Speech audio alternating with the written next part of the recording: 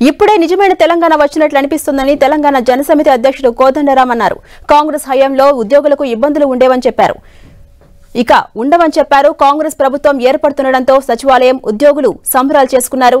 Revanth CM పదవి స్వీకారం చేయబోతున్న సందర్భంగా టపాకాయలు కాల్చి ఆనందాన్ని వ్యక్తం చేశారు.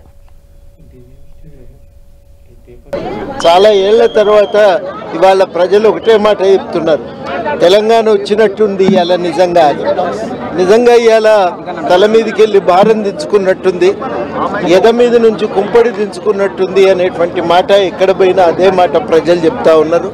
ఇంతటి సంతోషం నేను తెలంగాణ ఏర్పడిన రోజు చూసినా, ఇవాళ మళ్ళీ చూస్తున్నా. వచ్చిన తెలంగాణ ఒక కుటుంబం చేతిలో బందీ అయింది. ఆ బందీ అయినటువంటి తెలంగాణ ఇవాళ మనం విడిపించుకోగలిగిన మన సంతోషం ప్రజల్లో ఉంది.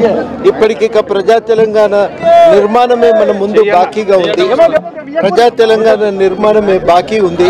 ఆ ప్రజా తెలంగాణ నిర్మాణం కోసం మరి అన్ని పార్టీలు, సిపిఐ కానీ, మీ తెలంగాణ జనసమితి కానీ, అదేవిధంగా అనేక ప్రజా సంఘాలు ఈ మార్పు కోసం ప్రయత్నం చేసినాయి.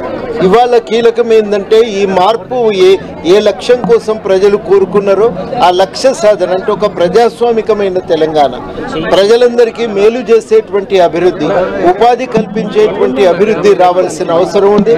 అట్లాంటి అభివృద్ధి సాధన కోసం మా వంతు పాత్ర మేము పోషిస్తాం.